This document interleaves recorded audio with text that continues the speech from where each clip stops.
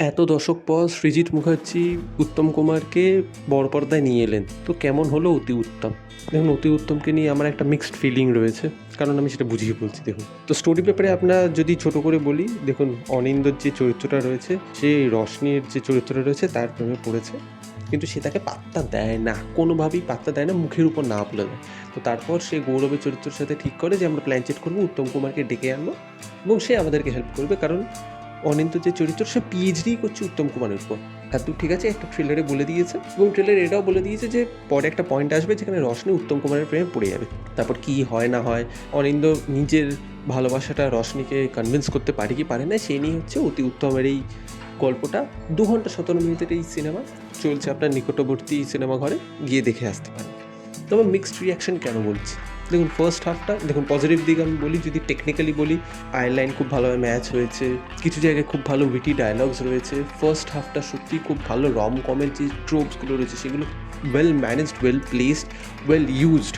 কিছু কিছু গানও খুব ভালো এবং উত্তম কুমারকে ট্রিবিউট দিয়ে কিছু কিছু সিনস লেখা হয়েছে, কিছু কিছু সেগমেন্টস রয়েছে, সেগুলো বোঝাই যাচ্ছে উত্তম কুমারের বিভিন্ন সিনেমার ট্রিবিউট হিসেবে ওগুলোকে কনস্ট্রাক্ট করা হয়েছে এবং দোজ আর ওয়েল প্লেসড। এবং উইটি ডায়লগ তো আমরা সবাই জানি, টেকনিক্যালিও খুব ভালো। কাপড়, কাঁচি, সেই নিয়ে অনেক কিছু বলেছে। কিছু জায়গায় জিনিসটা জারিং লাগে, সেটা আমি একটু পরে বলছি, কিন্তু এইগুলো পজিটিভ পয়েন্ট রয়েছে। কিন্তু ব্যাপারটা হচ্ছে, আপনি ফার্স্ট হাফটা এত রেসি পিসি রেখেছেন, এত ফাস্ট রেখেছেন, এত এন্টারটেইনিং রেখেছেন, এঙ্গেজিংও রেখেছেন to a good extent. Second হাফে গিয়ে না সিনেমাটা পুরো জনরা চেঞ্জ করে। ফার্স্ট হাফটা রমকম হিসেবে ট্রিট করেছে, সেকেন্ড হাফটা একটা রোম্যান্টিক ড্রামা হিসেবে ট্রিট করেছে, যেখানে যেখানে মোর focus is on the drama than on the romance. কিন্তু ফার্স্ট হাফে আপনি ক্যারেক্টারগুলোকে তেমনিভাবে এস্টাবলিশ করেন, যেরকম রশনির ভালোবাসায় অনিন্দর চরিত্রটা এরকম হাবুডুবু কেন খাচ্ছে সেটা এস্টাবলিশ হয়নি। গৌরব এবং অনিন্দর এত ভালো বন্ধুত্ব কীভাবে হলো সেটা মুখে বলে দিলে হবে না, কিছু ইনস্ট্যান্স দেখাতে হবে, সেটাও হলো না। রশনি উত্তম কুমারের প্রেমে কেন পড়বে সেই জিনিসটা বোঝাতে হবে। দেখাচ্ছেও বাংলা সিনেমার প্রতি ওরকম তার কোনো ভালোবাসা নেই, কোনো আকর্ষণ নেই, তবু সে উত্তম কুমারের প্রেমে কেন পড়ছে সেই জিনিসটাও একটু কনভিন্সিংলি প্লেস করতে হবে, সেটাও কনভিন্সিংলি হল না। কাজে আপনি কোনো চরিত্রর উপর ভালোভাবে ফোকাস করতে পারেননি। এবার সেকেন্ড হাফে গিয়ে আপনি যখন ড্রামা দিচ্ছেন, তখন আপনি ভাবছেন, আরে অডিয়েন্সরা তখন ভাবছে, আরে কী হলো, ভালো লাগছে না? আরে ভালো তো লাগবে না, ফার্স্ট হাফে তো ক্যারেক্টারই তেমনিভাবে সেট হয়নি, আপনার সিচুয়েশনগুলো খুব ভালো, entertaining, well constructed, witty dialogue বেরিয়ে যাচ্ছে, ক্যারেক্টার ক্যারেক্টারের সাথে তো আপনি কোনোভাবেই যোগ পাচ্ছেন না।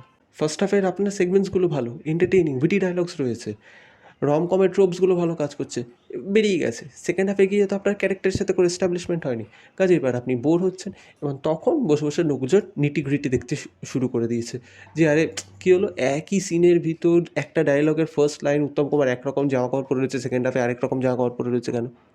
উত্তম কুমারের টোন পাল্টে যাচ্ছে কেন কথা বলার হঠাৎ হঠাৎ করে? ফার্স্ট হাফে আপনি যেটাকে অ্যাভয়েড করতে শুরু করবেন, সেকেন্ড হাফে গিয়ে আপনি সেগুলোকেই চোখে আঙুল দিয়ে দেখতে শুরু করবেন, কারণ আপনি তো ক্যারেক্টারের উপর আর ফোকাসই করছেন না। আপনি তখন ভাবছেন, আরে এই জিনিসটা জারিং লাগছে, কারণ আপনাকে তো সিচুয়েশনগুলো এন্টারটেইন করতে পারছেন না। আপনি ফার্স্ট হাফে যেই জিনিসটাকে অ্যাভয়েড করছিলেন, উত্তম কুমারের এই জিনিসটার উপর আপনি এত নজর দিচ্ছিলেন না, কারণ আপনি এন্টারটেইনড হচ্ছিলেন, সেকেন্ড হাফে হচ্ছেন না, ব্যাস আপনি ওইগুলো নিটিগ্রিটি দেখতে শুরু করে দিচ্ছেন। আচ্ছা, সেটাও হলো না এবং উত্তম কুমারের যে চার্মটা রয়েছে না, সেই চার্মটা আমি পেলাম না, সত্যিই আমি পেলাম না। Uttam Kumar as a presence আমি সত্যিই এনজয় করেছি, বাট সেই চার্মটা আমি পেলাম না। আপনি উত্তম কুমারের ৭৪ তুলে নিন, ধন্যী মেয়ে তুলে নিন, দেয়া নেয়া তুলে নিন, প্রচুর প্রচুর ভালো ভালো রমকমস করেছে উত্তম কুমার, কিন্তু ওখানে উত্তম কুমারের একটা চার্ম ছিল, এইখানে সেই ক্যারেক্টারটার ভিতর না সেই চার্ম দিতে পারেনি। উত্তম কুমার এসছে, আপনি একটা নস্টালজিয়া বোধ ফিল করতে পারছেন, ইউ আর এনজয়িং ইট, কিন্তু উত্তম কুমার উত্তম কুমারের যে রমকম সিনেমাগুলো রয়েছে সেইটার যে চার্ম, সেই চার্মটা আমি এখানে পেলাম না।